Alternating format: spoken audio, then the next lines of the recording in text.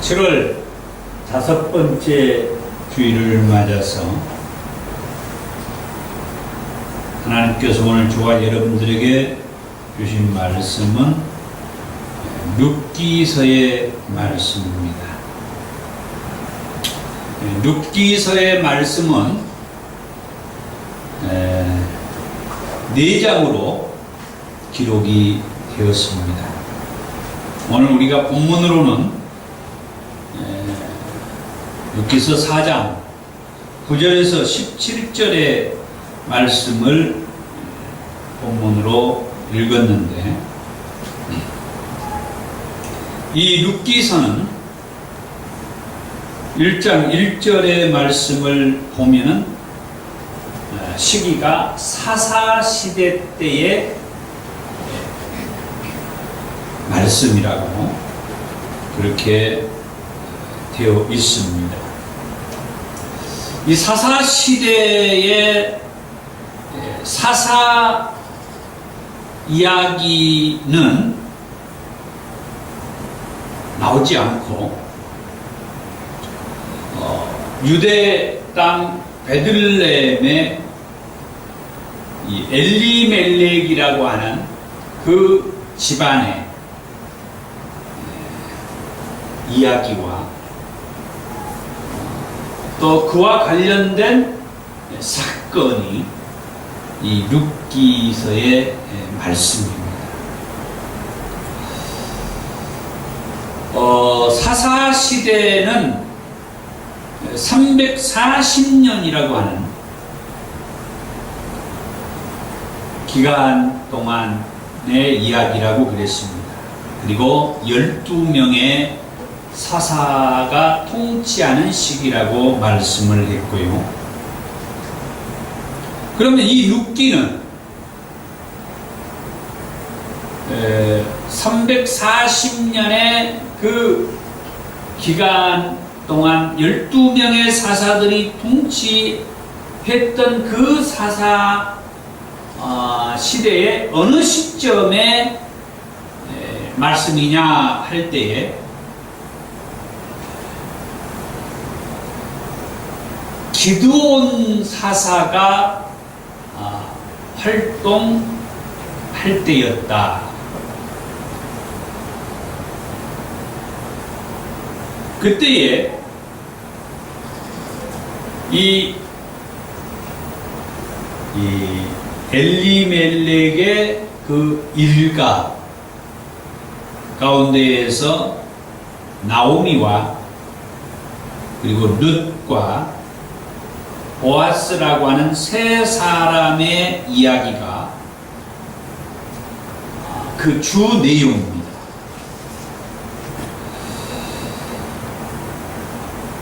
이 룻기에 나오는 이 세 사람의 그 이야기를 통해서 하나님께서는 저와 여러분에게 어떤 메시지를 하고 싶었을까? 그 메시지를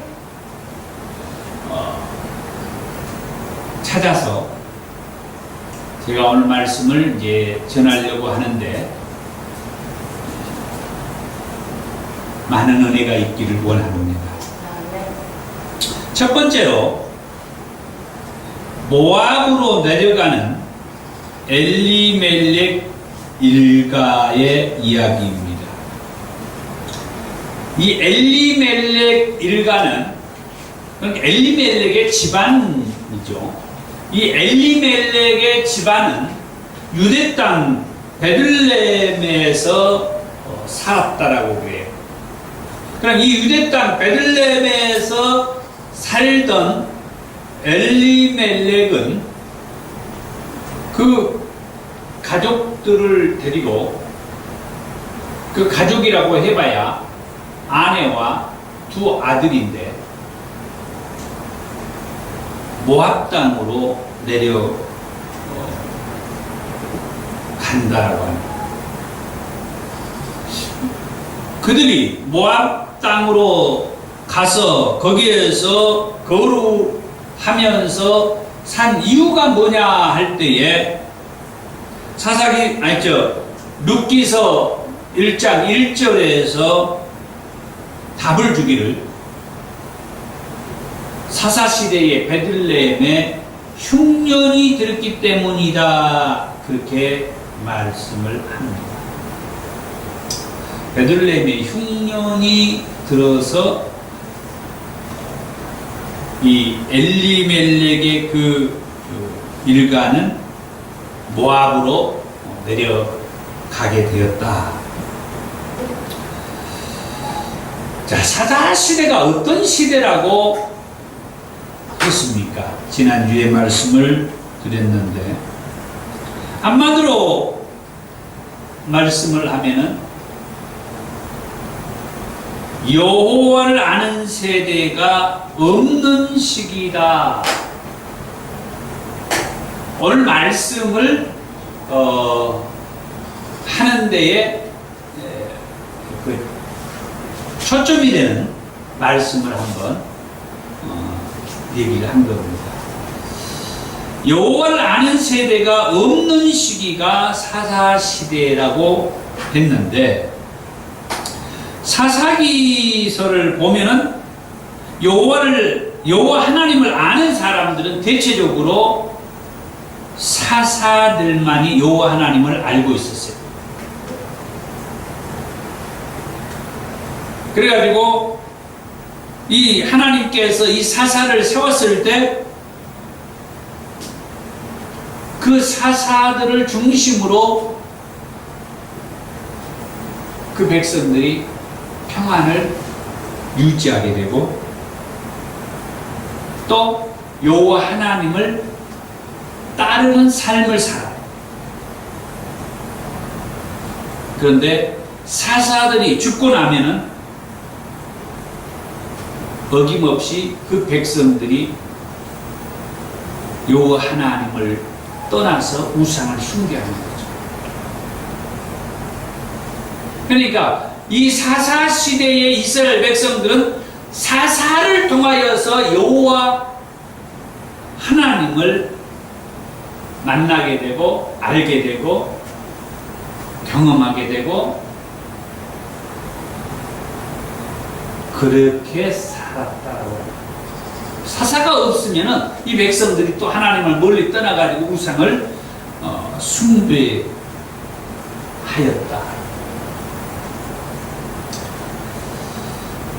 그런데 이 엘리멜렉 일가가 모압으로 떠날 때의 그 시점이 기드온이 사사로 이스라엘 백성을 다스릴 때라고 했는데, 이 사사기 전체의 역사에서 보면은 그때는 중간기 정도였다. 사사 시대의 중반부에 이 기드온이 사사로 활동을 할 때였다. 그런데 여기에서 중요한 것은 엘리멜렉 일가가 모압으로 떠날 때에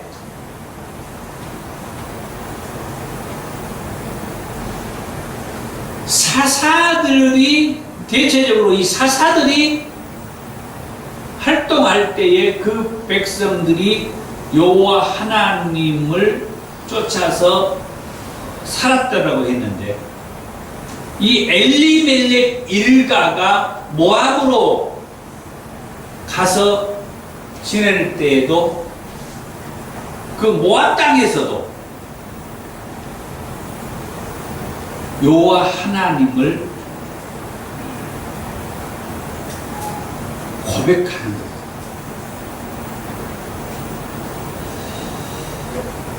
그러니까 이 기드온 사사 시대에 이 엘리멜렉 일가가 나름대로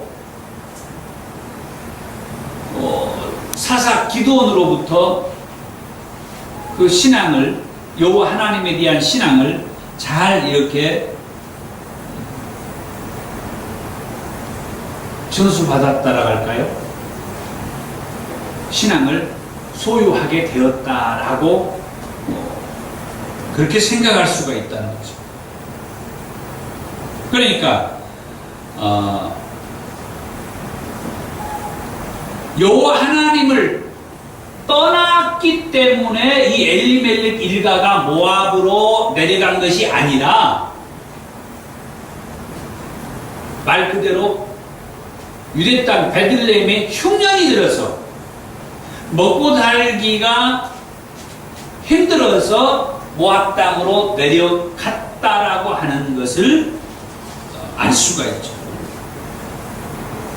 이건 아주 중요한 얘기예요. 이 사사시대에는 대체적으로 사사가 죽고 없을 때에는 이 백성들이 어김없이 여호와 하나님을 떠나가지고 우상을 숭배했던 때이기 때문에 이 엘리멜렉 일가가 사사가 다스리던 그곳을 떠나서 모압으로 내려갔다라고 하는 것은, 모압은 그 이방 나라, 이방신을 섬기는 그런 지역이었거든요.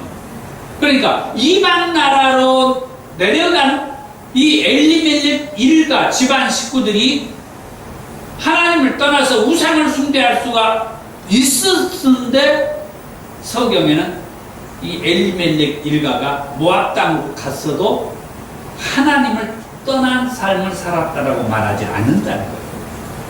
이게 지금 아주 중요한 의미가 있다라고 합니다. 여호와 하나님을 떠나지도 않고 또 우상을 쫓아서 모압 땅으로 내려간 것도 아니었는데, 그런데 이 엘리멜렉 일가가 모압 땅에서 한 10여 년 동안 사는 동안에 엘리멜렉이 죽어요. 그리고 모압 여인과 결혼한 이 나오미의 두 아들도 죽습니다.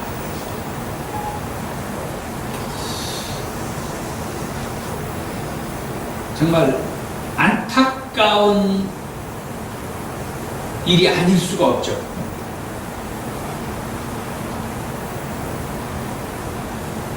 성경에서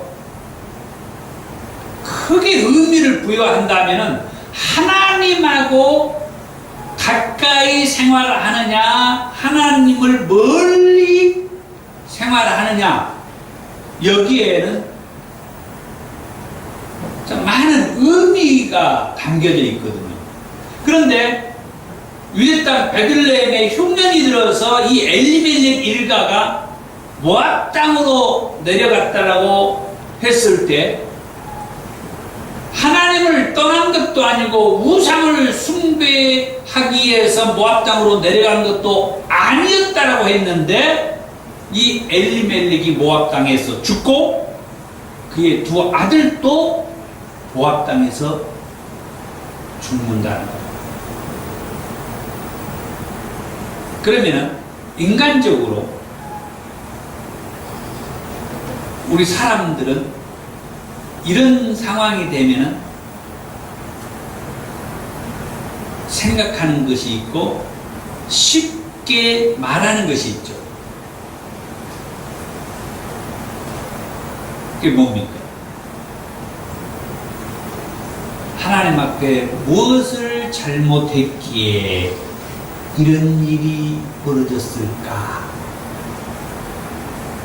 과연 저 엘리멜렉이 믿는 그 하나님은 계시는 거냐? 아니, 어떻게 저렇게 하나님을 잘 믿는 사람들을 하나님께서는 데려가십니다. 그러면서 상당히 비판적이고 또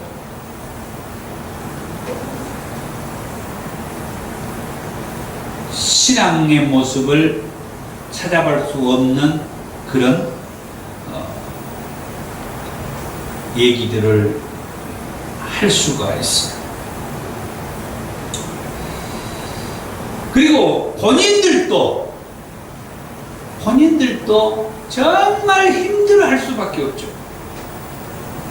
이미 죽은 사람은 죽었기 때문에 뭐 힘들고 말고 할 것이 없죠. 그러니까 다시 말하면 엘리멜렉이 죽고 그의 두 아들은 죽었어요. 산 자는 오로지 엘리멜렉의 아내인 나오미와 그 두 아들의 자부인 이 오르바와 룻이라고 하는, 다시 말하면 멀쩡한 사내들이 다 죽고 여자들만 살아있다는 거예요. 한때 우리나라에서도 그런 사회가 있었습니다만 이스라엘 나라에서는 여자들은 사람 숫자에도 포함이 안 됐어요. 예수님이 오셔서, 신약성경에 예수님이 오셔서도, 예수님 당시에서도 사람 숫자에는 여자들은 포함도 안 됐어요.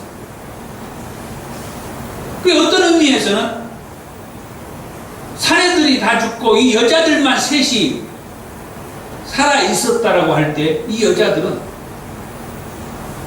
좀 심하게 표현하면 사람도 아니었다는 거죠. 사람 숫자에도 포함이 안 되었으니까, 여자들.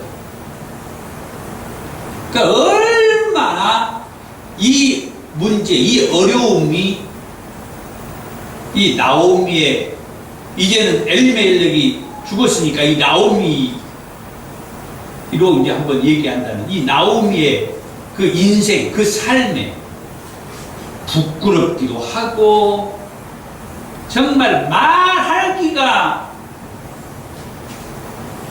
어려운 이런 문제를 겪게 된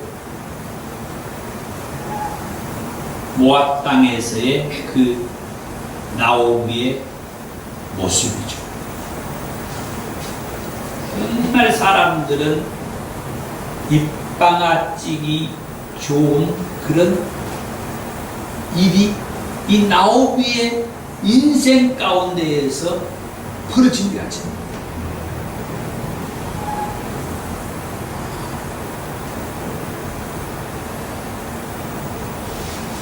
엘리멜렉은 유대 땅 베들레헴에 흉년이 들어서 나름대로 그냥 살아보겠다라고 이 모압으로 데려가지 않았습니까?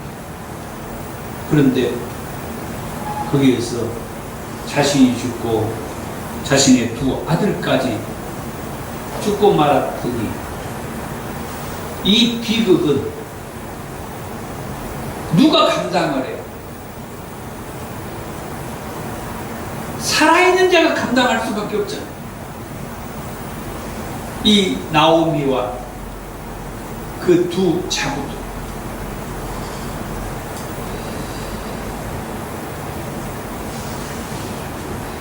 모압은 민수기서 22장 4절에 보니까 발락 왕이 나왔던 곳이 모압이에요. 신명기서 또 34장 5절에서 6절에 보면은 이스라엘 백성들을 애굽에서 약속의 땅 가나안 들어가도록 인도에 왔던 모세가 죽은 곳이 모압 땅. 또 사사기에서는 이스라엘 백성들이 모압 왕 에글론을 18년 동안이나 섬겼다라고 사사기서 3장 14절에서 그렇게 말합니다. 모압은 그모스의 신이라고 전쟁의 신을 모신 나라가 모압이란 나라. 여호수아가 가나안을 정복할 때에 이스라엘 백성들에게 이런 말을 했습니다. 이방인들과 가까이 지내서는 안 된다. 결혼도 해서는 안 된다. 그런데 엘리멜렉은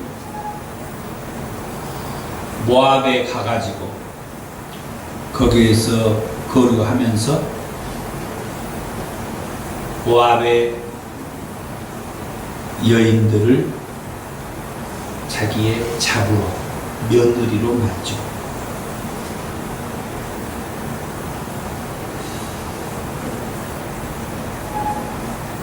그런데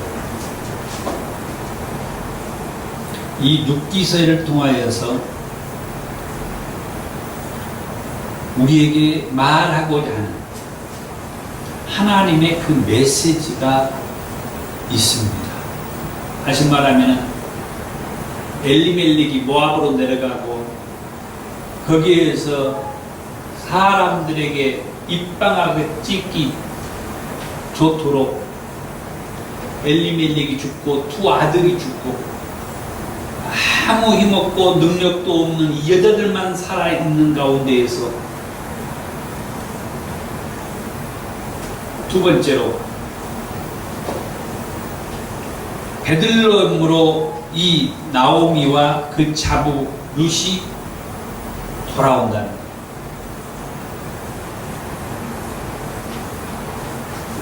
정말 아무 힘도 없는 이 나오미와 그 자부 룻이, 자부 한나는 이제 그 자기 고향 땅으로 이제 돌아갔으니까, 오르바는 자기 고향 땅으로 돌아갔어요.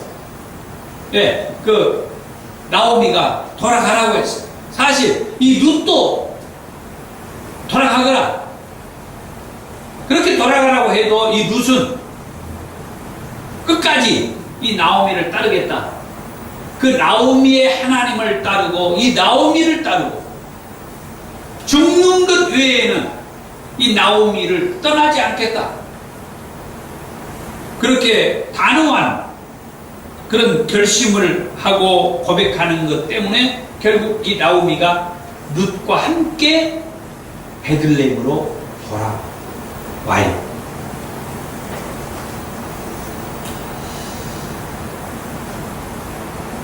모압에 내려가가지고 뭐 인간들이었기 때문에 잘 살아보고 싶은 마음이 없다라고는 볼 수가 없겠죠. 그러나 최소한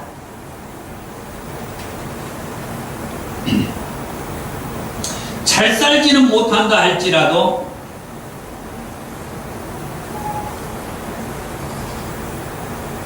남편을 잃고 두 아들까지 잃으려고 모압에는 가지 않았을 것이다. 그렇죠? 이 모압에 내려가면 무슨 영어가 있겠다고 내려갔는데 거기에서 남편을 잃고 두 아들을 잃었어요. 이 나오미에게는 인생의 낙이라고 하는 이제 찾아볼 수가 없는 그런 형편이 된 거예요. 그러잖아요. 우리 여자들 최소한 남편에게는 조금 기대가 조금 없다 할지라도 아들들에게는 얼마나 기대가 큽니까?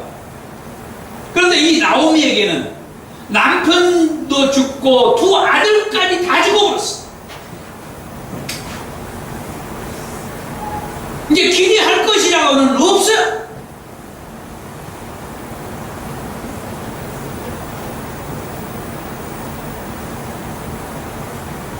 자포자기 안 하는 것이 다행이고 감사할 뿐입니다. 그런데 그 여자가 자부인 룻과 함께 베들레헴으로 돌아와요. 얼마나 감사한지. 요즘 웬만한 사람들 같으면 그냥 거기서 자기 생명을 끊어버리는 경우가 얼마나 많아요. 그런데 나오미는 그렇게 자기 생명을 끝내지 않아요. 다시 베들레헴으로 돌아옵니다. 베들레헴에 돌아오면은 그 주변에 자기 아는 수많은 사람들이 있잖아요. 그 사람들에 의해서 얼마나 손가락질 당하고 놀림 당하고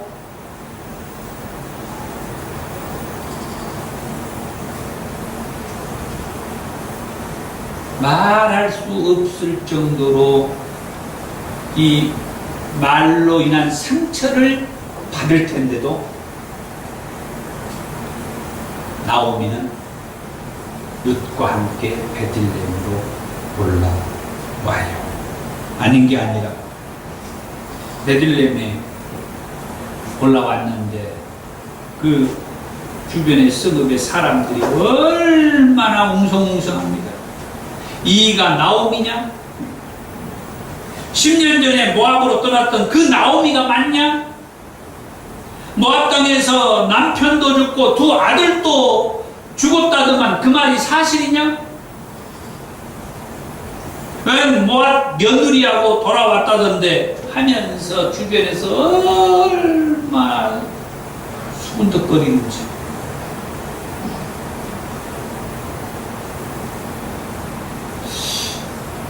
이 말씀을 보면서 하나님 제 마음속에 이 말 한마디를 던져를 원해요.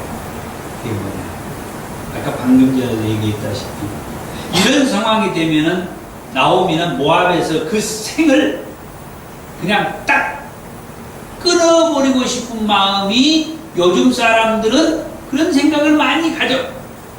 그런데 나오미는 어땠어요? 그 생을 자기 임의대로 일명 목을 맨다든지 무슨 약을 먹은다든지 자살이라고 그걸 하지 않았어요. 그렇게 힘듭니다. 뭘 기대할 것이 있어야 베들레헴으로 돌아오죠. 그러잖아요.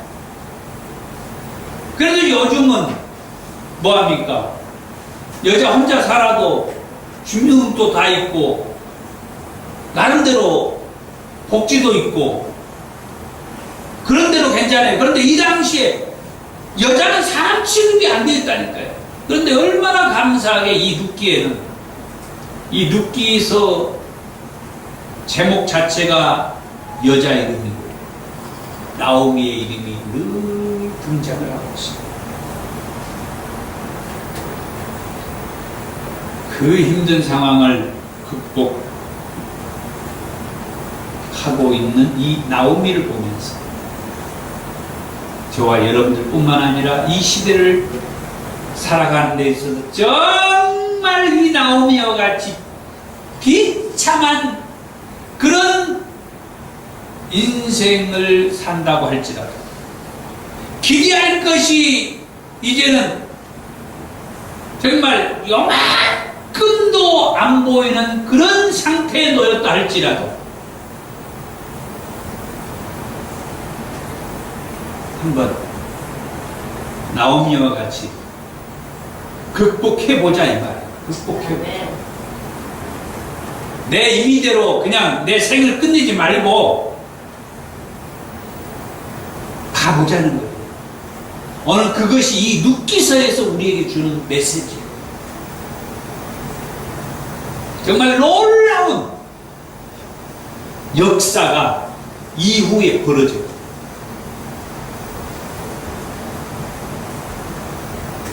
나오미가 룻기서 1장 20절에서 21절에 그렇게 말합니다.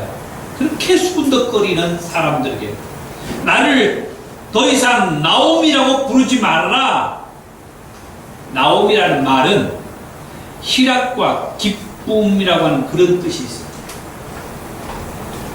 나를 더 이상 희락과 기쁨이라고 말하지 말아라. 그러면서 자기를 마라라고 불러달라는 거예요. 마라. 이 마라는 모세가 이스라엘 백성들을 데리고 홍해를 건너서 처음 맞닥뜨렸던 곳에서 접하는 그곳이 마라라고 하는 곳입니다. 그 마라라고 하는 뜻은 뭐냐? 괴로움, 슬픔이라고. 그러니까 나오미가 자기를 그 수근덕거리는 그 성읍 사람들에게 하는 말이, 나를 더 이상 나오미 기쁨과 그 희락이라고 부르지 말고 마라라고 불러라. 괴로움과 슬픔이라고 불러라. 이전에 모압에 내려가기 전에는 이 나오미였어요. 기쁨과 희락이었어요. 즐거움이었어요. 그런데 모압에 내려감으로 인하여서 그 기쁨과 희락, 즐거움이 괴로움과 슬픔이 되어버린 거예요.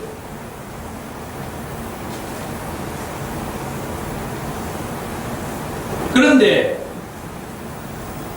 그렇게 된 것은 21절의 말씀에 보니까 내가 풍족하게 나갔더니 여호와께서 내게 비어 돌아오게 하셨다.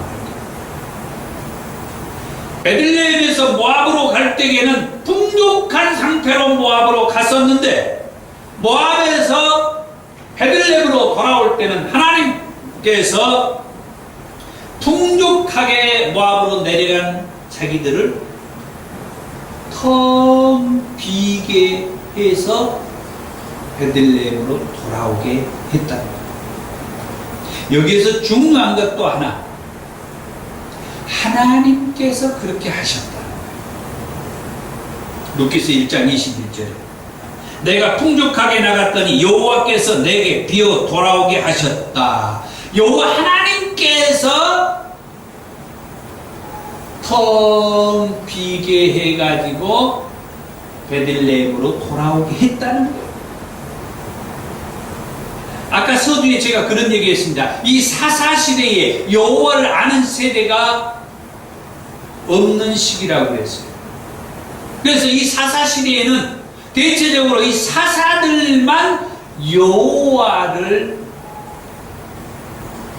알고 있었고, 사사들이 있을 때만 그 사사들을 통하여서 이 백성들이 여호와를 찾고 그렇게 살았는데, 이 사사들이 죽고 난 이후에는 또 이 백성들이 여호와 하나님을 멀리하여 우상을 숭배하는 그런 지약을 짓는 때가 이 사사시대라 그랬어요. 그런데 이 나오미는 베들레헴에서 모압으로 내려가 가지고도 그들의 인생을 여호와 하나님께서 간섭하고 계신다라고 하는 것을 지금 고백하고 있다. 우리가 베들레헴에서 풍족하게 모압으로 내려왔는데, 모압에서 하나님께서 우리를 텅 비게 했다. 그래서 텅 빈 상태로 베들레헴으로 돌아왔다라고 그렇게 말하는 거죠. 이 일을 누가 했냐? 하나님이 하셨다라고 그렇게 말씀하고 있습니다.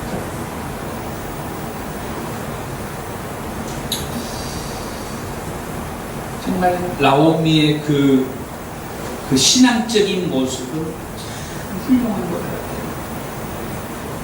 이런 상태에서 그냥 자기 생을 그냥 절망으로, 그러면서 딱 인생을 거기서 끝마쳐 버리지 않는 것 자체가 대단하지만, 그보다 또 대단한 것은 하나님께서 풍족하게 모압에 내려갔던 우리를 그곳에서 텅 비게 해서 베들레헴으로 다시 올라오게 했다고 그렇게 고백하는 것을 보면 참 대단한 여인인 것을 알 수가 있습니다.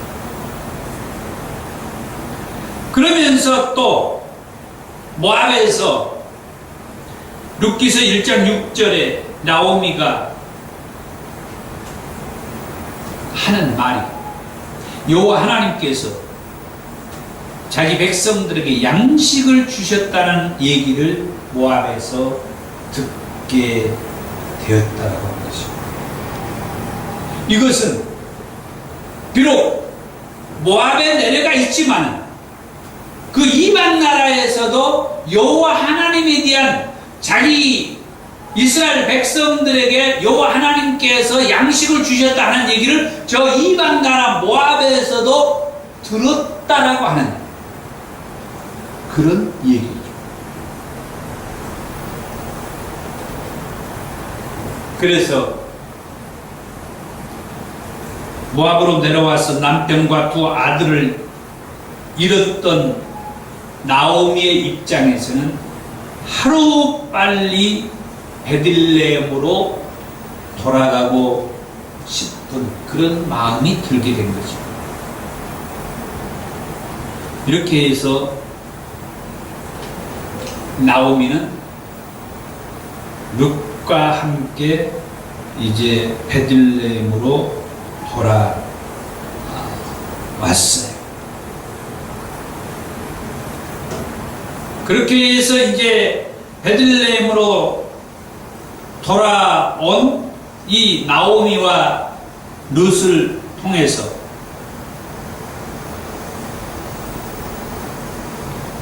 이제 베들레헴에서의 그 어떤 생활이 궁금해지죠. 그런데 나오미는 무엇을 어떻게 할 수가 없었던가 봐요. 그래서 그의 자부인 룻이 바로 이삭을 줍는 일을 한 겁니다. 어떻게 보면은 가장 그 가난한 자의 모습이죠. 그때 당시 자기의 그 나오미의 그 재산이 있었지만은 그 나오미의 재산을 이제 거기에 어떤 그 작물을 심고 이렇게 그 일단 하지는 못했고 또 그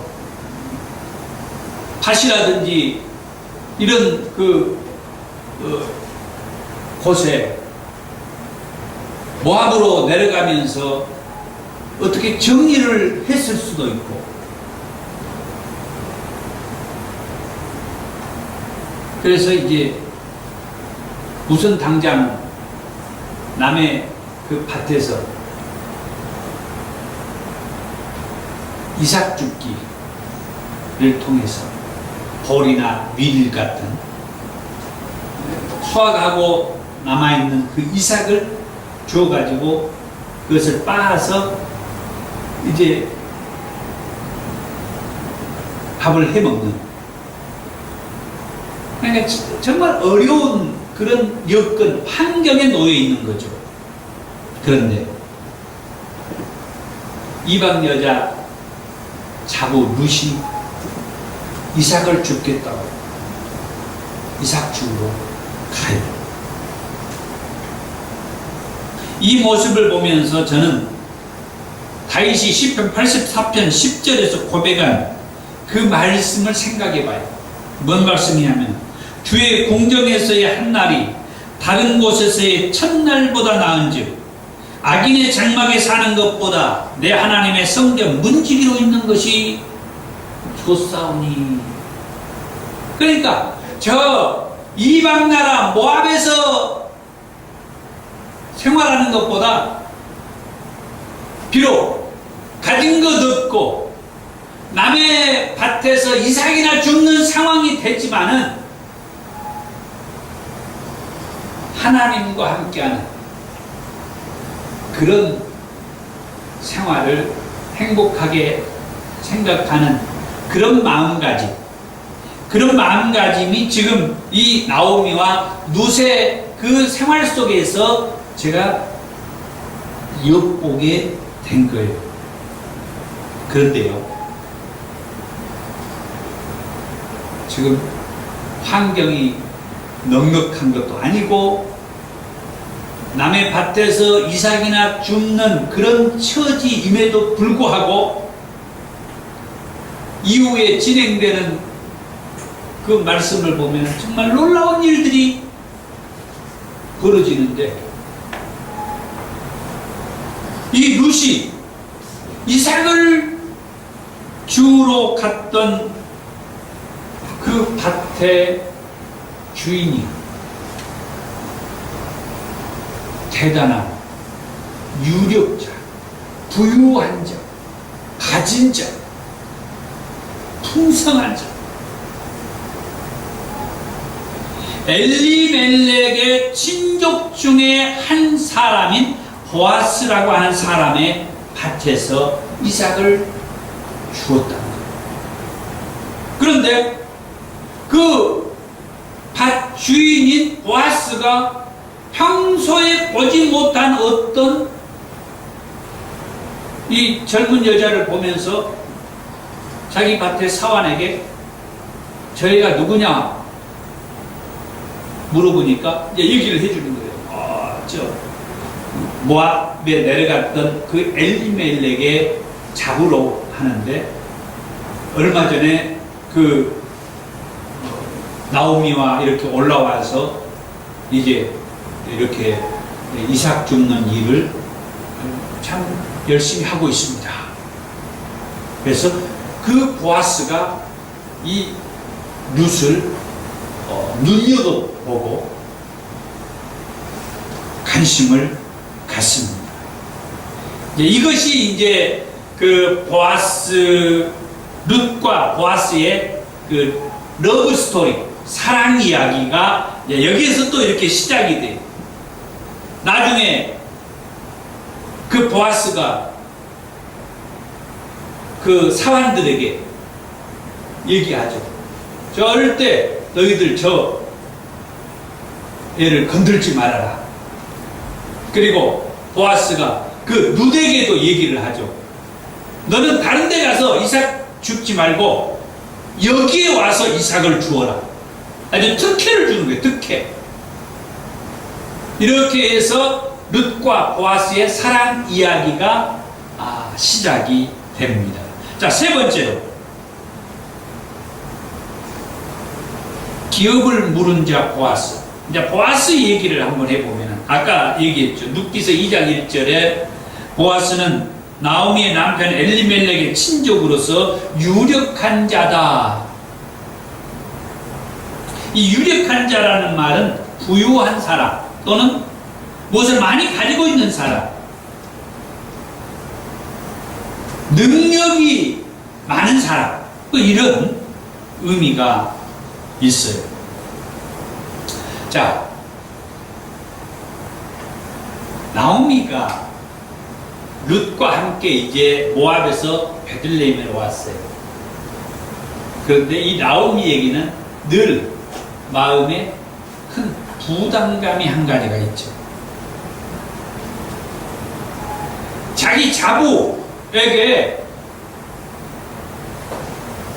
남자를 엮어줘야 한다는 이 부담감. 이 룻기에서도 얘기합니다만, 나오미가 남자도 이제 없죠. 지금이라도 아들을 낳은다 하면은 그 아들이 어느 정도 커서 이 자부하고 또 이렇게 결혼해서 살기도 하지만은 자기 남자도 없죠. 한마디로 말하면 이 나오미도 자기 앞가림을 할 수가 없는 거예요. 자기도 남자가 없으니까, 이제 죽어버리고 없으니까 자기 앞가림도 어려운데 이제 자부의 앞가림을 해줘야 되는 거예요. 남자하고 어떻게 짝을 맺어줘야 되는데, 아하, 이 유력한 자, 이 엘리멜렉의 친족 가운데, 가까운 친족 가운데 이 유력한 자, 이 보아스가 있는 거죠. 그래서 이 보아스하고 맺어주면 쓰겠다. 그런데 이 보아스가 자기 남편과 같이 이렇게 나이가 많은, 어떻게 보면 영감. 그런데 이스라엘 백성들에게 중요한 것은 나이 차이가 얼마 나지 않는 사람하고 이렇게 사는 그게 중요한 게 아니고, 이 성경에서 중요한 것은 대를 잇는 거예요. 대를.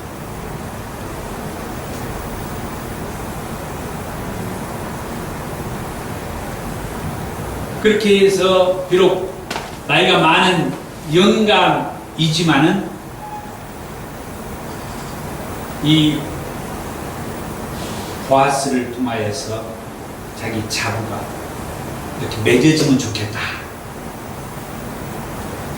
그래가지고 이 나오미가 자기 자부에게 너 목욕제기 하고 오늘 저녁에 보아스의 침실에 들어가서 그 이불 밑에가 있어라. 그러면은 보아스가 알아서 너한테 뭐라고 할 것이다.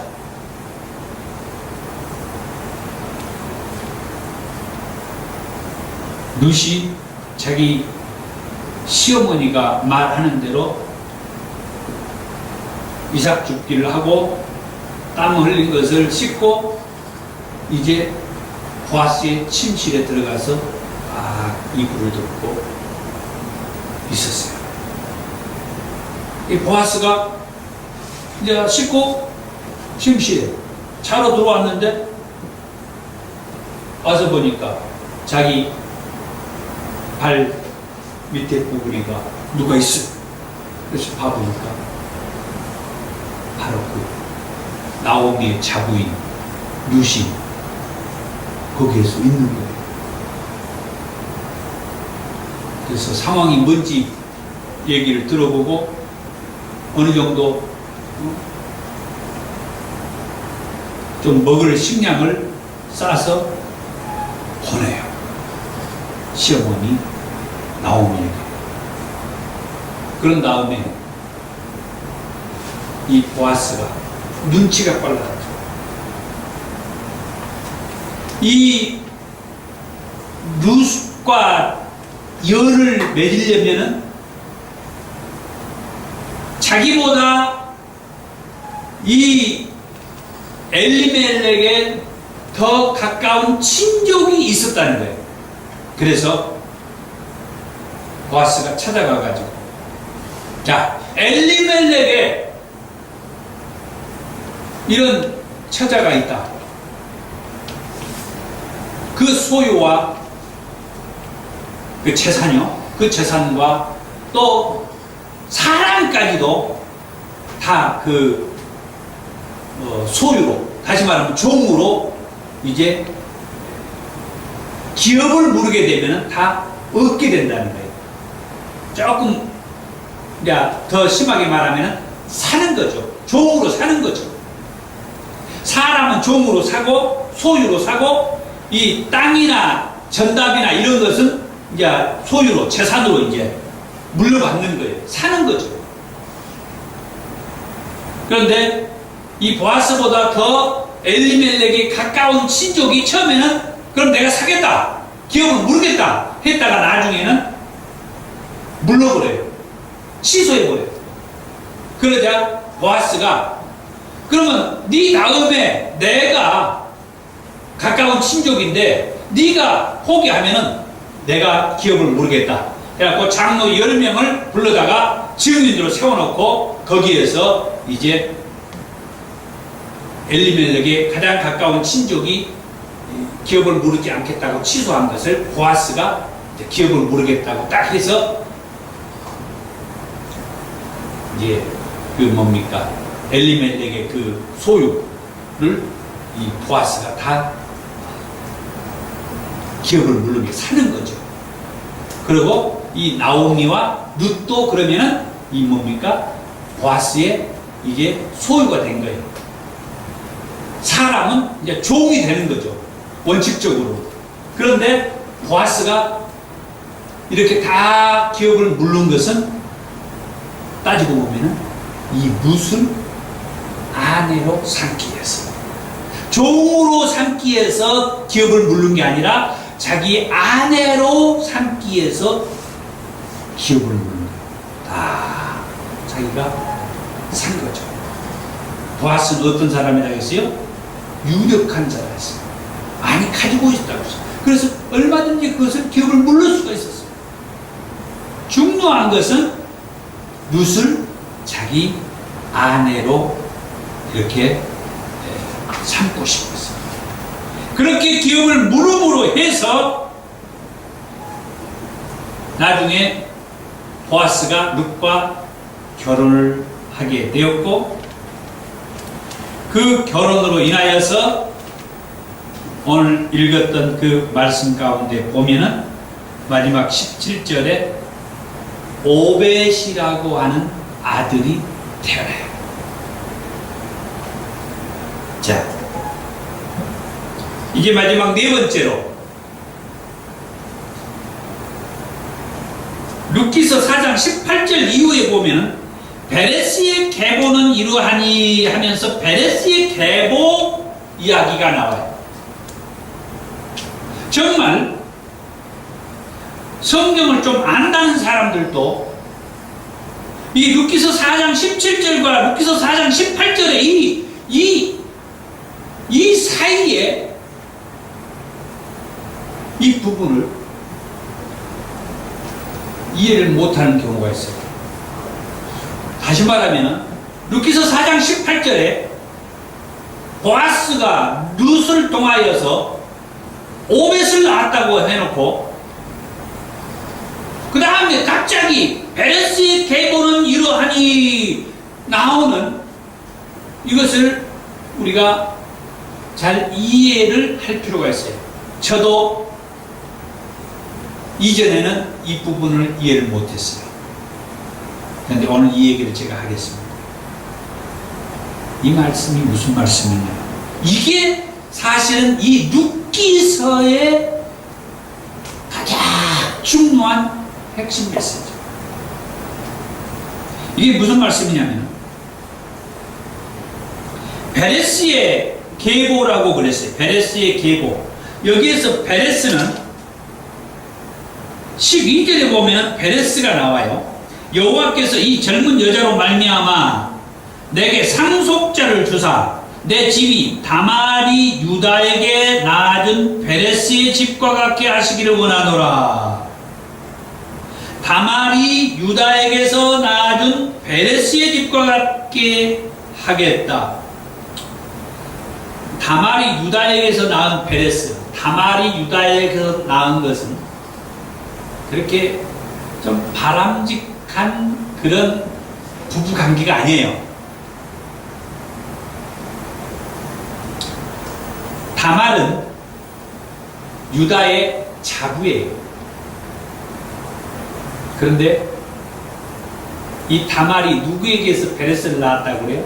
유다에게서.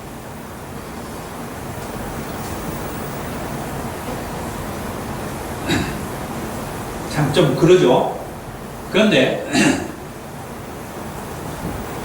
그게 지금 이 18절 이후에서 베레스의 계보를 얘기하는데, 베레스는 헤스론을 낳고 헤스론은 남을 낳고 남은 아미나답을 낳고 아미나답은 나손을 낳고 나손은 살몬을 낳았고 살몬은 보아스를 낳았고 보아스는 오벳을 낳았고 오벳은 이새를 낳았고 이새는 다윗을 낳았다.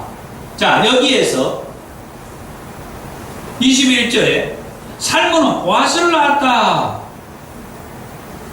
그런데 그 보아스이 누구를 낳았다고요? 오벳을 낳았다. 이 룻기서에 나오는 그 보아스와 그 오벳 이야기예요. 지금 이 룻기서에 나오는 이 보아스와 그 오벳 이야기를 하기 위해서 베레스의 계보를 얘기한 건데, 그 베레스가 어디에서 왔다고요? 다말이 유다에게서 낳았던 아들이 베레스라는 거예요.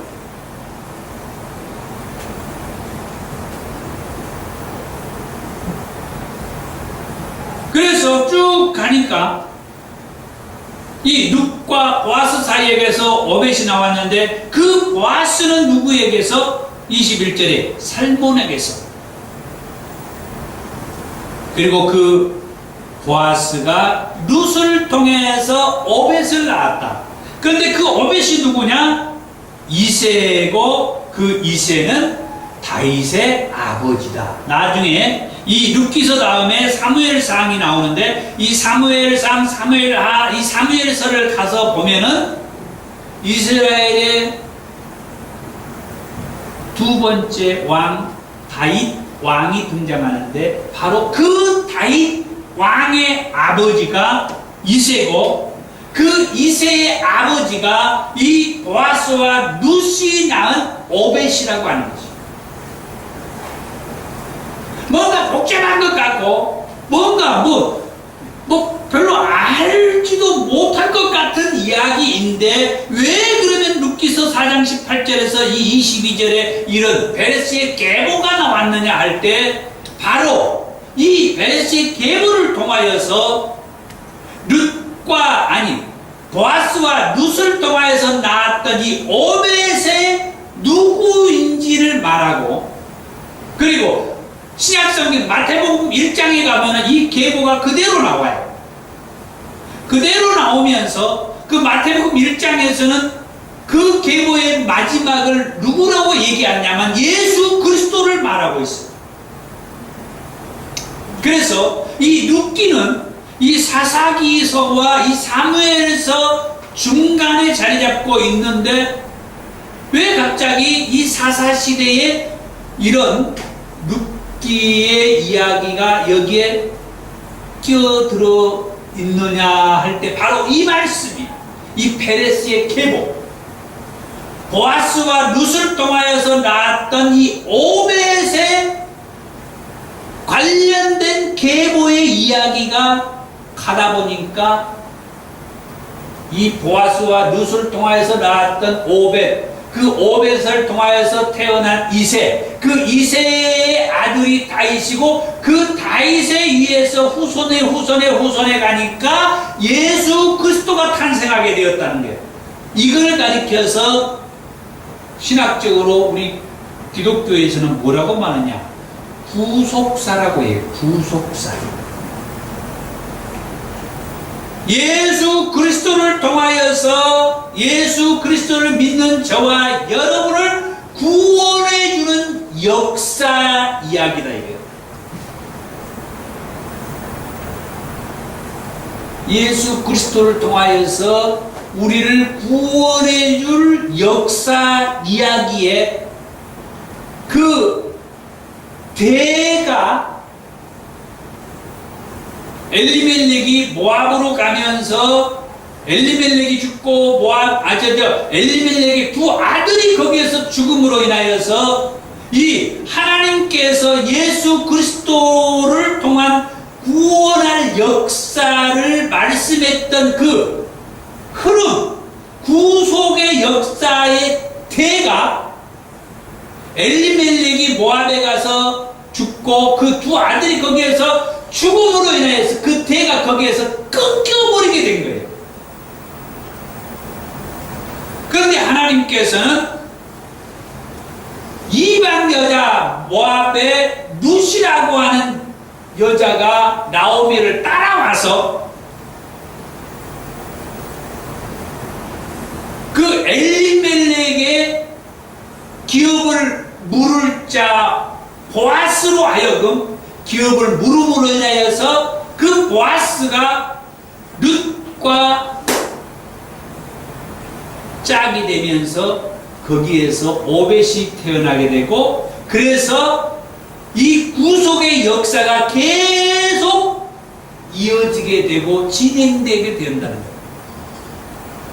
그러게 됨으로 인하여서 예수 그리스도가 우리를 구원하기 위해서 오시게 되었다라고 하는 이 놀라운 메시지가 이 룻기서를 통하여서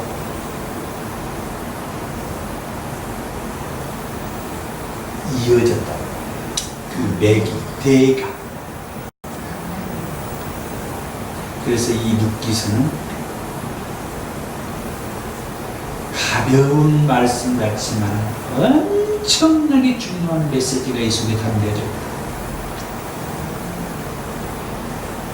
그래서 예수 그리스도가 저와 여러분들을 구원하기 위해서 이 땅에 인간의 몸을 입고 오셔서 십자가에 달려 죽으시고 그 예수 그리스도를 믿는 자마다 죄에서 사함받고 구원받을 수 있도록 이 룻기에 이방 여자 모압 사람 이 룻이